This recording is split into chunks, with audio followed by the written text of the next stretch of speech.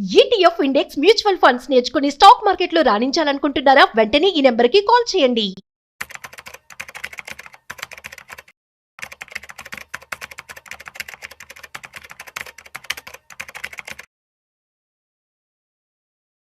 నమస్తే సుందరరామరెడ్డి గారు. నమస్తే మేడం. ఫర్ ఎగ్జాంపుల్ నా దగ్గర ఒక 20 అంటే డైరెక్ట్ గా క్వశ్చన్ లోకి వెళ్ళిపోతున్నానండి. Right. నా దగ్గర ఒక 20 లక్షలు ఉన్నాయండి. నాకేమనిపిస్తా ఉందంటే ఒక 10 లక్షలు పెట్టి డౌన్ పేమెంట్ పెట్టి ఇల్లు తీసుకుందాం. Correct. సరే, ఈ డౌన్ పేమెంట్ కట్టి ఇల్లు తీసుకున్న తర్వాత నెల నెల ఈఎంఐ కట్టాలి కదా. అవును. ఇంకొక 10 లక్షల్ని నేను స్టాక్స్ మీద పెట్టాను, స్టాక్ Right. మార్కెట్ లో పెట్టాను. ఓకే. దీని నుంచి వచ్చే ఇన్కమ్ ఏదైతే ఉంటుందో దాంతో నేను ఈఎంఐ కట్టుకోవాలనుకుంటున్నాను. Right. నా ప్లానింగ్ కరెక్టా కాదంటారా? రైట్. సో బేసికల్గా మీరు సపోజ్ ఒక 50 లక్షలు ఇల్లు అనుకోండి. మీరు ఫస్ట్ డౌన్ పేమెంట్ కట్టింది 10 10 లక్షలు లక్షలు కట్టారు. మిగతా 40 లక్షలకి మీరు ఈఎంఐ కట్టాలా. అంతే. అది యావరేజ్ మీద 30,000 అయితే ఉంటుంది ఫర్ ఈఎంఐ పర్ మంత్. అంటే మంత్లీ మీరు 30,000 ఈఎంఐ నెక్స్ట్ 30 ఇయర్స్ కట్టాలి దానికి. అవును. ఇప్పుడు ఇంకొక 10 లక్షలు మీరు స్టాక్ మార్కెట్లో పెట్టారు. ఇప్పుడు స్టాక్ మార్కెట్లో ఏంటంటే 2 రకాల ప్రొఫెషన్స్ ఉంటారు. ఒకళ్ళు ఇన్వెస్టర్స్, 2 ట్రేడింగ్ చేసేవాళ్ళు. ఇన్వెస్టర్స్ అంటే లాంగ్ టర్మ్ పాయింట్ ఆఫ్ లో స్టాక్స్ లో ఉంచుకొని మనీ మేక్ చేసేవాళ్ళు. అందుకు షార్ట్ టర్మ్ లో అప్ అండ్ డౌన్ అయినా వాళ్ళు పట్టించుకోరు అనమాట. అది లాంగ్ టర్మ్ ఇన్వెస్ట్మెంట్. ట్రేడింగ్ అంటే షార్ట్ టర్మ్ లో మార్కెట్ మూవ్స్ ని ఎన్కాష్మెంట్ చేసుకుని డబ్బులు సంపాదించేవాళ్ళు. ట్రేడింగ్ అనేది హార్డ్ కోర్ ప్రొఫెషన్ అండి. అది ఎప్పుడు ఎలా ఉంటుందో చెప్పలేము. అందుకని మీరు రోజుకి ఒక 4-5 గంటల చొప్పున ఒక 2-3 సంవత్సరాలు వర్క్ చేస్తే వచ్చే స్కిల్ అండి అది. ఒక డాక్టర్కి 5 సంవత్సరాల మీద డాక్టర్ ఎలా అవుతారు, లాయర్ 5 సంవత్సరాలు BA-BL చదివితే ఎలా అవుతారు, ఒక ఇంజనీర్ 4 years చదివితే ఎలా అవుతారు. ట్రేడింగ్ అనేది ఒక profession. It take years time దాని మీద కమాండ్ రావాలంటే. ఇప్పుడు మీరు దాంట్లో 10 లక్షలు పెట్టేసి మీరు డబ్బులు సంపాదిద్దాం అనుకున్నంటే బహుశా స్టాక్ మార్కెట్ మీరు పార్ట్ టైం బిజినెస్ లా చేద్దాం అనుకుని ఉండొచ్చు. బహుశా మీకు నాలెడ్జ్ బాగున్నట్టు స్టాక్ మార్కెట్ గురించి. దాని అర్థం అదే అనుకున్నాం. Stock market short term point of లో ఎప్పుడు అది రిస్కీ ఉంటుంది. ప్రొఫెషనల్స్ కి అయితే కాదనుకోండి. కానీ మీరు ఎక్స్పెక్టేషన్ ఎంత ఉందంటే నెలకి 40,000 రఫ్ గా 30,000 కట్టాల్సి వస్తుంది జస్ట్ 10 లక్షల మీద. అంతే. అంటే మీరు 30% చొప్పున తీయాలి, 3% చొప్పున తీయాలి పర్ మంత్ యావరేజ్ మీద. యావరేజ్ మీద మీరు 3 to 4% తీయాల్సి ఉంటుంది. అందరికీ సాధ్యం కాదు డెఫినెట్ గా.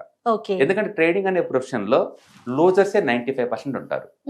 ఒక ట్రేడింగ్ కాదు, మీరు ఏ ప్రొఫెషన్ తీసుకోండి success percentage meant for just 5. Suppose నేను క్రికెట్ నేర్చుకున్నాను. ఇండియన్ క్రికెట్ టీమ్ కి మీరు సెలక్షన్ అయ్యే ప్రాబిలిటీ ఎంత అంటే 5 ఉంటుంది. అవును. పోనీ నేను యాక్టింగ్ స్కూల్లో 5 సంవత్సరాలు యాక్టింగ్ నేర్చుకున్నాను. సినిమాలో నువ్వు హీరో అయ్యే ఛాన్స్ ఎంత అంటే 5% ఉంటుంది. అంటే ఏదన్నా ప్రొఫెషన్ లో సక్సెస్ పర్సెంటేజ్ 5 ఉంటుంది. నేను బిజినెస్ పెట్టాను 5% ఉంటుంది సర్వే దాంట్లో కూడా. ట్రేడింగ్ కూడా అంతే, అది ఒక ప్రొఫెషన్. దాంట్లో సక్సెస్ అయ్యే ప్రాబిలిటీ ఎంత ఉంటుంది అంటే 5% ఉంటుంది. అందుకని మీకు వచ్చే సంగతి మర్చిపోండి, లాస్ అయ్యే ప్రాబిలిటీ చాలా ఎక్కువ ఉంది. అలాగని చెప్పేసి అందరినీ ఒక ఘాట్ని కట్టలేదు. మీరు కనుక టాప్ 5లో కనుక ఉంటే కనుక మీకు మంత్లీ రావచ్చు, డబ్బు రావచ్చు. అంటే ఇక్కడ నాలెడ్జ్ అనేది బాగా పనిచేస్తుంది అంటారా? Knowledge, risk taking ability plus execution skills, market గురించి అర్థం చేసుకోవటం. ఒక స్టాక్ మార్కెట్ లో మీరు మనీ మేక్ చేయాలంటే టెక్నికల్ అనాలిసిస్ వచ్చి ఉండాలి, ఫండమెంటల్ అనాలిసిస్ వచ్చి ఉండాలి, మార్కెట్ యొక్క సైకికల్ నేచర్ నీకు అర్థం కావాలి. మూడోది మేనేజ్మెంట్ యొక్క బిహేవియర్ అర్థం కావాలి, కంపెనీ మేనేజ్మెంట్ యొక్క బిహేవియర్ మీకు అర్థం కావాలి. వేరే అసెట్ క్లాస్ ఎలా పర్ఫామ్ చేస్తున్నాయో మీకు అర్థం కావాలి. ఎందుకంటే ఆ టైంలో వేరే అసెట్ చీపర్కి వచ్చింది అనుకోండి, మనీ అంతా అటు ఫ్లో అవుతుంటది. ఇది చీపర్ అయిపోయింది అనుకోండి, మనీ అంతా ఇటు వస్తూ ఉంటది. వీటన్నిటిని అనలైజ్ చేసి బ్యాలెన్స్ చేసుకుంటూ మనీ మేక్ చేయాల్సి ఉంటుంది. అందుకని ట్రేడింగ్ లో ఖచ్చితంగా ఎవ్రీ మంత్ మీకు మనీ వచ్చిద్దా అంటే గ్యారెంటీ కాదు. ఇప్పుడు గ్యారెంటీ లేని చోట మీరు పెట్టి ఇక్కడ ఈఎంఐ గ్యారెంటీ కట్టాల్సిన ఎవ్రీ మంత్ ఎలా కడదాం అనుకుంటున్నారు? రైట్. ఇది షార్ట్ టర్మ్ కి సంబంధించి. పోనీ లాంగ్ టర్మ్ కి వెళ్దాం. లాంగ్ టర్మ్ కి వెళ్తే మరి నాకు నెల రాదు కదా. అందుకని 20 lakhs చేతుల్లో ఉంచుకొని 50 లక్షల వర్త్ గల ఇల్లు తీసుకోవటం టూ మచ్ రిస్క్ మెథడ్. అది టూ మచ్ రిస్క్ మెథడ్. బహుశా మీరు ఫ్యూచర్ లో మీ శాలరీలు పెరగబోతున్నాయి, మీరు వాటిని కట్టచ్చు అనుకుంటున్నారు. మీ జాబే ఊడిపోతే ప్రైవేట్ సెక్టారో గవర్నమెంట్ ఏది చెప్పలేం కదా, ఏ రోజు ఏంటో ఏది గ్యారెంటీ కాదు. అందుకని that is not the right way. Too much stress success అయ్యే ప్రాబిలిటీ ఎంత ఉందంటే 1% ఉంటుంది మీకు. రైట్. నాకు నాలెడ్జ్ లేదండి, బట్ నా దగ్గర 10 లక్షలు ఉన్నాయి. మీలాంటి ఎక్స్పర్ట్స్ చేతికి ఇచ్చి నేను ఇంతకు ముందు మాట్లాడినట్టుగా ఆ ప్లాన్ కి నేను వెళ్ళగలుగుతానా? అట్లా కూడా వెళ్ళలేరు. ఈ స్టాక్ మార్కెట్ లో ఫ్రాడ్ పర్సెంటేజ్ 95 ఉంటుంది. ఇది కూడా ఫ్రాడ్ చేసే పర్సెంటేజ్. మీరు కనుక ట్రేడింగ్ అకౌంట్ ఓపెన్ చేయగానే వెంటనే అహ్మదాబాద్ నుంచి, ఇండోర్ నుంచి కాల్స్ వస్తాయి. మేము ట్రేడింగ్ టిప్స్ వస్తామండి, డబ్బులు సంపాదించుకోవచ్చు, మీరు మాకు నెలకి ఇంతని పే చేయండి అంటారు. ఓకే. ఓకే, లేదంటే మీ అకౌంట్ హ్యాండిల్ మాకు చేయండి, మేము డబ్బులు చేసి సంపాదించి పెడతాము, వచ్చిన దాంట్లో మాకు ప్రాఫిట్ ఇవ్వండి అంటారు. మనం కనుక ఇన్నోసెంట్ అయ్యి ఉండే ఓకే అన్నాం అనుకోండి, మీ అకౌంట్ జీరో అయిపోద్ది డైరెక్ట్గా. ఇలాంటి రిస్క్ చాలా ఎక్కువ ఉంటాయి ఇన్నోసెన్స్కి. అందుకని ఇన్నోసెన్స్ ఉన్న ప్లేస్ కాదండి money making area. You must be expertise మీకు వస్తేనే. అందుకని మీకు స్టాక్ మార్కెట్ నాలెడ్జ్ కనుక లేకపోతే సేఫెస్ట్ రూట్ మార్కెట్లోకి ఎంట్రీ అంటే డెఫినెట్గా mutual funds, ETFs, index funds, ఈ తప్ప వేరే వాటి జోలికి వెళ్ళకూడదు. ఎందుకంటే నీ ఏరియా కానప్పుడు ఎందుకు వెళ్తాం? మరి చాలా మంది అప్పు చేసి మరి ఇల్లు కొనేస్తా ఉంటారండి. అప్పు చేయటం ఎమోషనల్. బేసికల్ గా చాలా మందికి ఇల్లు అనగానే ఒక ఎమోషనల్. అవును. ఇప్పుడు నేను ఈవెన్ మా ఊరు వెళ్ళినా సరే ఆ గోడలు టచ్ చేసినప్పుడు ఆ ఫీలింగ్ వేరు. చిన్నప్పుడు మెమరీస్ వెళ్ళిపోతాం, ఆటోమేటిక్ వెనక్కి వెళ్ళిపోతాం. ఆ వాగు దగ్గరికి వెళ్ళినప్పుడైతే అక్కడ మనం రాసుకుని పేర్లు చూసుకుంటాం, చేతులు నలుపుకొని. మరి అదొక హ్యాపీనెస్. దానికి మనీతో మెజర్ చేయలేము. ఇట్స్ హౌస్ అంటే ఇట్స్ ఆల్వేస్ ఎమోషనల్ అది. అందుకని అది కావాలని కోరుకుంటే అసలు తప్పు కానే కాదు. మనం మనుషులు అండి, end of the day emotionals తో బతుకుతాం మనం. అలాగని చెప్పేసి అప్పులు చేసి స్ట్రెస్ గురయ్యి అంత దూరం కూడా తీసుకోకూడదు, వెళ్ళకూడదు కదా. ఎసెట్ అంటే హ్యాపీనెస్ ఇవ్వాలి, స్ట్రెస్ ఇవ్వకూడదు. ఎంత మన దగ్గర ఉన్నప్పుడు మనం ఒక సొంత ఇంటికి ప్లాన్ చేసుకోవచ్చు. ఫర్ ఎగ్జాంపుల్ బేసికల్ గా ఒకటి అఫోర్డబిలిటీ ఉందా లేదా. అఫోర్డబిలిటీ లేని కోరికలు దుఃఖానికి కారణం. అఫోర్డబిలిటీ లేకుండా చట్టం. చాలా మంది ఏంటంటే మంచి స్కూల్ అని ఒక ఇంటర్నేషనల్ స్కూల్లో జాయిన్ చేపిస్తారు. అండ్ ఒక 10 lakhs per annum పే చేస్తారు. 2 years తర్వాత స్ట్రెస్ గురయ్యి నేను చదివించలేని చెప్పేసి తీసుకొచ్చేసి నేషనల్ స్కూల్లో పడేస్తుంటారు. అది స్ట్రెస్ భరించలేక ఇంకో స్కూల్కి వెళ్ళా మారుస్తూ ఉంటారు. పిల్లల భవిష్యత్తు పాడైపోద్ది, తప్ప పెరిగేదే ఉండదు. అందుకని మనకు అఫోర్డబిలిటీ ఎంత ఉంది దాన్ని తగ్గట్టు పెట్టాలా. ఇండియన్ సొసైటీలో అన్ఫార్చునేట్లీ ఏమవుతుందంటే సొసైటీని ఇంప్రెస్ చేయడానికి ట్రై చేస్తూ ఉంటారు. గ్రాండ్ గా చేయటం తప్పు కాదు, డబ్బులు లేకుండా గ్రాండ్ గా చేయాలని ట్రై చేయడం తప్పు. ఇక్కడ ఎందుకంటే మన లైఫ్ ఇది, మనం సఫర్ అవుతున్నాం అంతే కదా. మన కెపాసిటీ ఏంటో మనకు తెలిసి ఉండాలి అంటున్నారు. చాలా మ్యారేజెస్ మాత్రం ఒక్క మ్యారేజ్ చేసుకుంటే 10 to 20 years అప్పులకు వెళ్ళిపోతారండి ఇండియన్ సొసైటీలో. చాలా వరకు మనం రిచ్ అనుకుంటాం కదా, ఈ రిచ్ ఎంతవరకు అంటే హాస్పిటల్ అడ్మిట్ అయ్యేంత వరకు రిచ్నెస్. ఒక్కసారి అడ్మిట్ అయ్యి మేజర్ డిసీజన్కి వచ్చింది అనుకోండి, ఆస్తులు మొత్తం జీరో అయిపోతాయి. పోనీ జాబ్ స్టాకింగ్ లెటర్ వచ్చింది నాకు, రిమూవ్ లెటర్, రోడ్డు మీదకి వచ్చేస్తాం. అంటే ఇండియాలో 90% లైఫ్ అన్ని ఎంతవరకు రిచ్ అంటే జాబ్ మీ పోయిందని ఆఫర్ లెటర్ వచ్చేంత వరకు, లేదు అంటే హాస్పిటల్ అడ్మిట్ అయ్యేంత వరకే ఉంటుంది. ఈ చూసే వాళ్ళు ఆస్తులు అనుకుంటున్నారు. లేదండి, ప్రాపర్గా ప్లాన్ చేసుకోవాలా. అంటే ఎట్లా అయిపోయిందంటేనండి, ఈఎంఐ సిస్టమ్ వచ్చేసింది, 0% ఇంట్రెస్ట్ వచ్చేసింది ప్రతి ఐటమ్ కి. నీకు టీవీ కావాలా తీసుకోండి, నీకు ఫోన్ కావాలా జీరో. దీంతో ఏమవుతుంది, వాళ్ళకి వచ్చే శాలరీ ఇంతైనా పెద్ద పెద్ద ఐటమ్స్ కి అలవాటు పడిపోవటం. ఒక నెల శాలరీ పడకపోతే గింగిరాలు తిరగాల్సిన పరిస్థితి. అవునా కదా? డెఫినెట్గా ఇప్పుడు సొసైటీలో అదే జరుగుతుంది. పిల్లలు కానీ మనకు కావాల్సింది ఏంటంటే కనీసం బేసిక్ నీడ్స్ మనం చచ్చిపోయేంత వరకు ముందు రెడీ చేసుకోండి. అవేం కావాలా, చచ్చేంత వరకు మనకు ఫుడ్ కావాలి, నచ్చిన ఫుడ్, నచ్చిన లైఫ్ స్టైల్, ఒక ఉండటానికి ఒక ఇల్లు. ఈ 3 ఉండేలాగా ముందు ప్లాన్ చేసుకోండి. తర్వాత డబ్బు ఖర్చు పెట్టండి ఎక్స్ట్రా వాటికి. ఇప్పుడు నేను ఫంక్షన్ చేశాను, నా దగ్గర డబ్బు లేకుండా అప్పు చేసి మా బాబు బర్త్డే ఫంక్షన్ చేశాను అనుకోండి, 1 day ఫంక్షన్ అయితే అయిపోయింది. చేసిన అప్పు 2-3 లక్షలు ఎప్పుడు తీర్చాలా? ఇది నా రిటైర్మెంట్కి ఎలా యూజ్ అవుతుంది, రిటైర్మెంట్ తర్వాత నా ఖర్చులకు ఎలా యూజ్ అవుతుంది? ఒక్కరోజు హ్యాపీనెస్ కోసం అంత స్ట్రెస్ తీసుకోవడం అవసరం లేదు. నా దగ్గర డబ్బు ఉంది అంటారా? ఎట్లా మరి చాలా మందికి ఈ క్వశ్చన్ రేజ్ అవుతుంది, నేను హ్యాపీగా ఉండొద్దా ఇప్పుడు, ఎందుకంటే నెలంతా కష్టపడుతున్నాను, ఒక చిన్న అకేషన్ అది నా ముచ్చట, చిన్నప్పుడు నేను చేసుకోలేకపోయా, నా పిల్లలకి చేయాలనేది నా ముచ్చట, మరి నేను తీర్చుకోవద్దు అనే క్వశ్చన్ వస్తుంది. డెఫినెట్ తీర్చుకోండి. ఒక టెంపుల్కి వెళ్ళేసి 10 మంది అనాథలు తీసుకొచ్చేసి భోజనం పెట్టండి, మీకు అఫోర్డబిలిటీ ఉంటుంది, దేవుడు ఓకే అంటాడు. అందులో ఖర్చు ఏముందండి, 1000 రూపాయలతో అయిపోద్ది. అంటే నీ అఫోర్డబిలిటీని కన్సిడర్ చేసుకుంటూ నువ్వు పెట్టాలా. అందుకని తాజ్ కృష్ణలో పెట్టచ్చు అంటే పెట్టచ్చు, మీ దగ్గర 100 కోట్లు ఆస్తుంది పెట్టచ్చు. నార్మల్ ఫంక్షన్ లో పెట్టచ్చు, అవును పెట్టచ్చు. మీ దగ్గర 5 కోట్లు ఆస్తుంది, నా దగ్గర కోట్లు లేవు, లక్షలే ఉన్నాయి. దగ్గరలో టెంపుల్ చూసుకుని అక్కడ పెట్టుకోండి. నా దగ్గర 5 కోట్లు లేదు, వేలల్లో ఉన్నాయి, ఇంట్లోనే చేసుకోండి. ఇట్స్ మనం చేసుకోవద్దని అంటలేదండి, మన రేంజ్ తగ్గట్టు డిజైన్ చేయండి అంటున్నా. It's your life, you how to decide it. ఎందుకంటే అకేషన్ అయిపోతుంది, స్ట్రెస్ అప్పులు నీకు ఉంటుంది. అప్పులేని జీవితం కోసం కదా ప్లానింగ్ అంతా.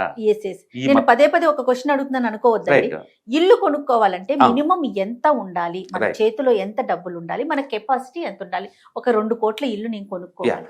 బెస్ట్ దీనికి ఏంటంటే ముందు అమౌంట్ ప్లాన్ చేసుకోండి. నేను 20 years తర్వాత ఇల్లు కొందాం అనుకుంటున్నాను, ఫస్ట్ నా దగ్గర అఫోర్డబిలిటీ లేదనుకుందాం. ఆ ఫండ్ క్రియేట్ చేసుకోండి. మీరు కొనాలనుకున్న ఇల్లు సపోజ్ 1 కోటి రూపాయలు అనుకోండి ఇప్పుడు ఈ 2026లో. బట్ నేను కొనాలనుకుంటుంది 20 years తర్వాత, నా దగ్గర డబ్బులు ఇప్పుడు కాబట్టి. అప్పటికి ఎంత పెరిగింది ఇల్లు అంటే +6% ఇన్ఫ్లేషన్ యాడ్ అవుద్ది దీనికి. అప్పటికల్లా అది 2 crores 2.5 crores అవుతుంది గ్యారంటీగా. ఇప్పటి నుంచి 2.5 crore వచ్చేలాగా ప్లాన్ చేసుకోవాలా.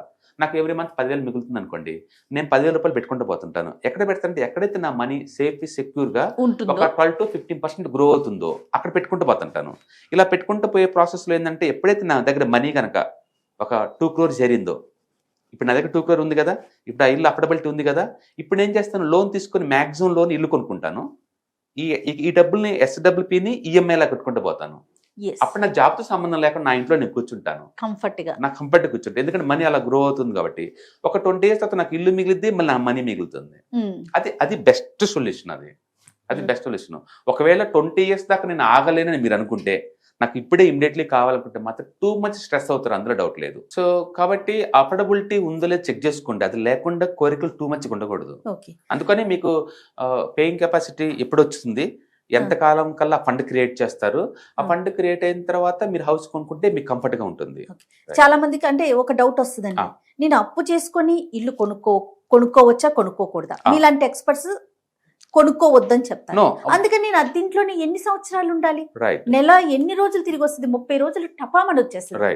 నాకు నెల రెంట్ ఇవ్వాలంటే ఒక పెయిన్ అనిపిస్తుంది. అదేదో అప్పు చేసైనా సొంత ఇంటికి వెళ్ళిపోదాం కదా అని ఒక ఆలోచన. వారికి మీరేమి సలహా ఇస్తారు? ఇల్లు కొంట వద్దు అని ఎవరు చెప్పరండి. ఎందుకంటే ఎండ్ ఆఫ్ ది డే మనం హ్యూమన్స్ ఆ ఇంట్లో ఉంటే ఆ ఎన్విరాన్మెంట్ వేరు.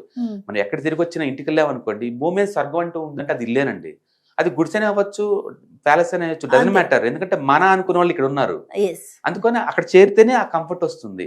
అనుకుని తిన్నా తినకపోయినా సొంత ఇంట్లో ఉంటే వేరు, అందుకని మనం ప్రతిదాన్ని కమర్షియల్ గా వడ్డీలాగా అలా చూడాల్సిన అవసరం లేదు. కొన్ని మనం చూడలేము అట్లా కూడా. అందుకని ఇల్లు ఉండాలంటే మ్యాండటరీ ఇల్లు ఉండాలి. ఇల్లు కొనకపోతే ఏమవుతుందంటే ప్రాబ్లం, రెంటలు పెరుగుతూనే ఉంటాయి. మీరు అన్నట్టు అవును, రెంటల్ పెరుగుతూనే ఉంటుంది, మనదే అన్న ఫీల్ ఉండదు కదా. డెఫినెట్ గా. క్వశ్చన్ ఏంటంటే, ఇప్పుడు రెంట్ 10,000 ఉందనుకోండి, 10,000 రెంటే నువ్వు కట్టలేకపోతున్నప్పుడు ఈఎంఐ 30,000 కట్టాలి 30 years. మీరు కట్టే కెపాసిటీ ఉందా లేదా అది చెక్ చేసుకోండి. నీకు కెపాసిటీ ఉంటే ఈఎంఐలో ఇల్లు తీసుకోవచ్చు. కానీ నేను అంటుందంటే ఇంతకన్నా స్మూత్ మార్గం ఏంటంటే, ఫస్ట్ ఫండ్ పెంచండి. ఇంట్లో ఎంతమంది ఖాళీగా ఉంటే వాళ్ళందరి చేత వర్క్ చేయించండి. మీ స్కిల్ పెంచుకొని ఇన్కమ్ పెంచుకోండి. ఫస్ట్ కొంత డబ్బు పోగు చేయండి, తర్వాత ఈ డబ్బు వచ్చే డబ్బులు తీసుకోండి. ఫర్ ఎగ్జాంపుల్, ఇప్పుడు నేను ఇంట్లో ఇల్లు రెంట్కుంటున్నాను, నా రెంట్ 15,000 అనుకుందాం, రెంట్ దానికి 15,000 అనుకుందాం. మీరు ఆ ఇల్లుని కొనాలనుకుంటే ఖచ్చితంగా అది 50 లక్షలు ఉంటుంది కదా. అవును. దాని బదులు మీరు ముందు 5 లక్షల రూపాయలు పక్కన వాళ్ళకి వడ్డీకి వస్తే నీకు నెలకు వచ్చేకల్లా 5,000 రూపాయలు వస్తుంది కదా. అంటే 50 lakh వేరే వాళ్ళకి ఇచ్చేస్తే నీకు 15,000 వస్తుంది కదా. ఆ డబ్బులతో మీరు ఉండొచ్చు కదా.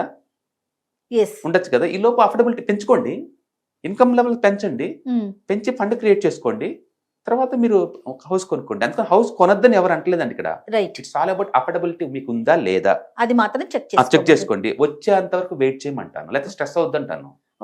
డెఫినెట్ గా ఇల్లు రేట్లు పెరుగుతాయి, మీరు అన్నట్టు రెంటల్ పెరుగుతాయి, ఇల్లు రేట్లు పెరుగుతాయి, లేట్ అయిపోయింది. ఇంకొక చిన్న డౌట్ అండి, సాధారణంగా ఇప్పుడు మనం క్యాపిటల్ అమౌంట్ ఎంత పెట్టుకోవాలి? ఫర్ ఎగ్జాంపుల్ ఒక 1 crore అనుకోండి, ఎంత ఫస్ట్ మనం ఇన్వెస్ట్ అంటే ఎంత క్యాపిటల్ అమౌంట్ పెట్టుకోవాలి, ఎంత ఈఎంఐలకి వెళ్ళేలాగా పెట్టుకోవాలండి? రైట్. సో మీ దగ్గర ఇప్పుడు డబ్బులు ప్రస్తుతానికి ఎంత ఉంది? ఒక 1 crore ఉంది. 1 crore ఉంది. మీరు ఏం కొందాం అనుకుంటున్నారు ఫ్యూచర్ లో? ఇల్లు కొందాం. ఎప్పుడు కొందాం అనుకుంటున్నారు ఇల్లు? ఒక 2 years కి ప్లాన్ చేద్దాం. ఒక 2 years 3 years మీరు ప్లాన్ చేసుకుందాం అనుకోండి. మీ దగ్గర ఆల్రెడీ 1 crore ఉంది కదా, ఇవి తీసుకెళ్లి మల్టీ అసెట్ అలొకేషన్ ఫండ్స్ లోనో లేదా హైబ్రిడ్ ఫండ్స్ లో పెట్టారనుకోండి, మీకు యావరేజ్ మీద ఒక 12 to 15% మధ్య వస్తుంది, depend upon the market condition. Again మీరు కనీసం ఒక 2-3 years పోస్ట్ పోన్ చేశారనుకుందాం. ఒక 3 years పోస్ట్ పోన్ చేశారనుకుంది ఇల్లు కొనడానికి. ఇప్పుడు నేను కొంటలేదు, 30లో కొంటాను, 2030లో కొంటాను. అప్పటికల్లా నా అమౌంట్ 1 crore కత్తి 2 crore అవుద్ది. 1 కత్తే 2 crore అవుతుంది. ఇప్పుడు 2 crore అయిన తర్వాత నేను 1 crore లోనో లేదా 1.5 crore లోనో ఇల్లు చూసుకున్నాను అనుకోండి, ఈఎంఐ నేను లోన్ తీసుకున్నాను అనుకోండి, మంత్లీ యావరేజ్ మీద 1 lakh అనుకుందాం. నేను ఇప్పుడు నాకు 2 crore మనీ ఉంది కదా, ఆ 2 crore నుంచి ఎవ్రీ మంత్ 1 lakh విత్డ్రాల్ పెట్టుకుంటా. పెట్టుకుంటే నా ఇంటికి వెళ్ళిపోతా ఉంటాయి. ఫ్యూచర్ లో ఇల్లు ఉంటుంది, ఆ డబ్బు ఉంటుంది. అందుకని మీరు ఏదైనా కొందాం అనుకుంటే లేదు, ఫస్ట్ నాలెడ్జ్ పెంచుకోండి, ఫైనాన్షియల్ లిటరసీ పెంచుకోండి. డబ్బు పెట్టగానే ఏం రాదు అక్కడ నుంచి. మీకు అది రిస్క్ ఎంత ఉంది, మీకు రిస్క్ ఎబిలిటీ ఉందా లేదా చెక్ చేసుకోండి. 2-3 years పోస్ట్ పోన్ చేసుకోండి. పెద్ద అమౌంట్ ఆల్రెడీ అనుకుంటే, నా దగ్గర పెద్ద అమౌంట్ లేదు, 15 లక్షలు ఉందనుకోండి, ఒక 10 years పోస్ట్ పోన్ చేయండి. నా దగ్గర సఫిషియంట్ మనీ ఉందండి, నేను ఇల్లు కొనుక్కోవాలనుకుంటున్నాను. రైట్. మీరు ఎంత క్యాపిటల్ పెట్టుకోవాలి? ఈఎంఐకి వెళ్లకుండా కొనేసుకోవచ్చు అంటారా? ఇల్లు ఈఎంఐకి వెళ్లకుండా ఓన్ డబ్బులతో కొంటే వచ్చే సైడ్ ఎఫెక్ట్స్ ఏంటో చూద్దామండి. 100% మీ డబ్బంతా పెట్టి ఇల్లు కొన్నారు, ఇప్పుడు మీ క్యాష్ ఫ్లో ఏమొస్తుంది, మీ ఇంట్లో మీకుంటే రెంటే మిగులుతుంది. అంతే. ఎంత మిగులుతుందంటే మంత్లీ ఒక 25,000 30,000 మిగులుతుంది, అంతే కదా. అవును. ఇదే డబ్బు నేను బ్యాంక్ లో ఉంచాను అనుకోండి, ఎగ్జాంపుల్, నాకు మంత్లీ 60,000 వస్తాయి కదా, రెస్ట్ ఆఫ్ లైఫ్ అంతా. రెస్ట్ ఆఫ్ ద లైఫ్ అంతా వస్తూనే ఉంది కదా. రేపొద్దున 1 lakh డబ్బు 1 crore కావాలని మళ్ళీ విత్డ్రా తీసుకోవచ్చు కదా. అది స్టెప్ నెంబర్ 1. రెండోది, నేను ఈ డబ్బు తీసుకెళ్లి హైబ్రిడ్ ఫండ్స్ లో పెట్టాను అనుకోండి, నాకు యావరేజ్ మీద 12% దాకా వస్తుంది యావరేజ్ మీద. అంటే నాకు నెలకి 1,20,000 వస్తుంది కదా యావరేజ్ మీద, రెస్ట్ ఆఫ్ ద లైఫ్ అంతా వస్తుంది. అక్కడ కాకుండా మల్టీ అసెట్ ఆల్కేషన్ ఫండ్ లో పెట్టాను అనుకోండి, యావరేజ్ మీద 12 to 15 దాకా వస్తుంది. అంటే మంత్లీ 1.5 lakh వస్తుంది రెస్ట్ ఆఫ్ ద లైఫ్ అంతా కదా. అంటే నా దగ్గర డబ్బు ఉంటే ఒక బిజినెస్ మ్యాన్ లాగా ట్రీట్ చేస్తున్నా దాన్ని. ఇల్లు కొంటే దాన్ని చంపేస్తున్నారు కదా మీరు, ఆ క్యాష్ ఫ్లో చంపేస్తున్నారు కదా. ఇలా చేస్తే మీకు ఏమొస్తుంది, రెంట్ ఒకటే మిగులుతుంది. అలా కాదు, నా దగ్గర 5 కోట్లు ఉన్నాయి ఆల్రెడీ, అందుకని మిగతా 4 ఇలా చేస్తున్నా నేను, క్యాష్ ఫ్లో వస్తుంది. ఈ 1 కోటి కట్ చేసి నేను ఇల్లు కొనుక్కొని నాకు పోయేది ఏం లేదు కదా. అందుకని నేను ఏంటంటే డబ్బు ముందు పోగు చేసి పాజిటివ్ క్యాష్ ఫ్లో స్టార్ట్ చేసి అప్పుడు ఇల్లు కొంటే మనకు ప్రాబ్లం లేదు. కానీ ఉన్న 1 crore మీరు ఇల్లు కొనటం ద్వారా మీ డబ్బు అంతా బ్లాక్ అయిపోతుంది, without any cash flow. Rest of the life అంత డబ్బేం రాదు. అందుకని మనీని ఎప్పుడు కూడా లేదు, యావరేజ్ మీద ఒక 10% నుంచి 50% వచ్చేలాగా ప్లాన్ చేసుకోండి. మీ దగ్గర డబ్బు ఉంటే చేసుకోండి. బ్యాంకుల దగ్గర మ్యాక్సిమం లోన్ తీసుకొని 6%కి 7% ఇల్లు కొనుక్కోండి. అప్పటి నా మనీ ఏమో గ్రో అవుతుంది 12 to 15 చొప్పున. బ్యాంక్ వాళ్ళు ఏమో 7 to 8% నాకు ఇచ్చేస్తున్నారు. ఆ బ్యాలెన్స్ ఏదైతే ఉందో ఒక 4% దాకా నాకు మిగులుతుంది కదా. 4% మీన్స్ మంత్లీ 40,000 ఫ్రీ కదా నాకు రెస్ట్ ఆఫ్ ద లైఫ్ అంతా. ఇట్లా ప్లాన్ చేసుకోవచ్చు మీరు. అందుకని ఓన్ డబ్బుతో ఇల్లు కొంటానికి ట్రై చేయమాకండి ఎప్పుడు. Always go for bank loans. But దానికన్నా ముందే అసలు ఈ అసెట్స్ ఏంటి, వీటిని ఎలా మేనేజ్ చేయాలా, రిస్క్ ఎలా తగ్గించుకోవాలా, బేసిక్ నాలెడ్జ్ అయితే ఉండాలి. అంటే మీలాంటి ఎక్స్పర్ట్స్ వర్క్ షాప్స్ నిర్వహిస్తున్నారు కదా సుందరం రెడ్డి గారు, ఎట్లా అంటే ఎప్పుడెప్పుడు పెడతారండి? అంటే every month literally 1 or 2 times online webinar జరుగుతూ ఉంటాయి. అది 6 hours ప్రోగ్రామ్ అనమాట.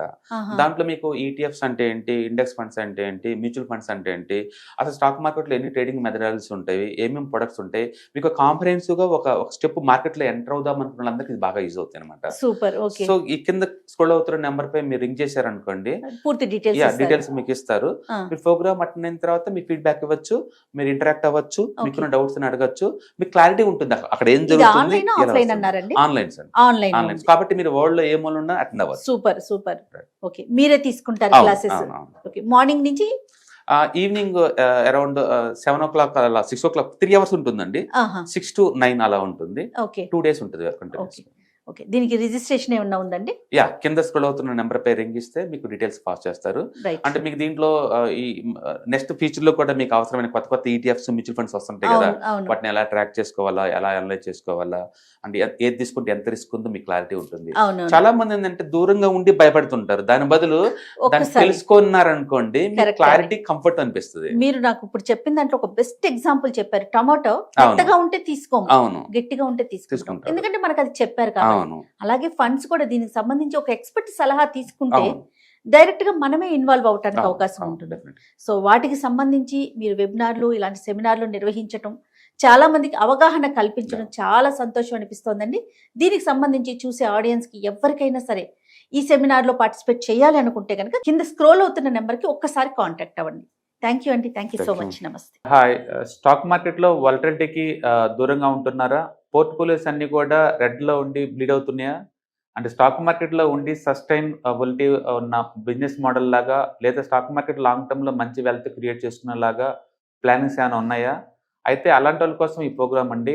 ETFs, index funds and mutual funds. మా స్టాక్ మార్కెట్ లో ఉండి కూడా సెక్యూర్ వేలో మనీ మేక్ చేసుకునే పద్ధతి ఏదైనా ఉందంటే రిటైలర్స్ కి ఈ 3 అనమాట. దీంట్లో కాంప్రహెన్సివ్ గా మీకు ట్రైనింగ్ అండ్ గైడెన్స్ జరుగుతుంది. అండ్ వీకెండ్స్ లో జరిగే ఈ ప్రోగ్రామ్ లో అటెండ్ అవడం ద్వారా ETFs, index funds and mutual funds లో మీ నాలెడ్జ్ పెంచుకోండి. మీ పోర్ట్ఫోలియో మీరే మెయింటైన్ చేయడం ద్వారా ఇయర్లీ యావరేజ్ మీద 20 to 30% మనీ మేక్ చేసుకోండి. All the best. Thank you.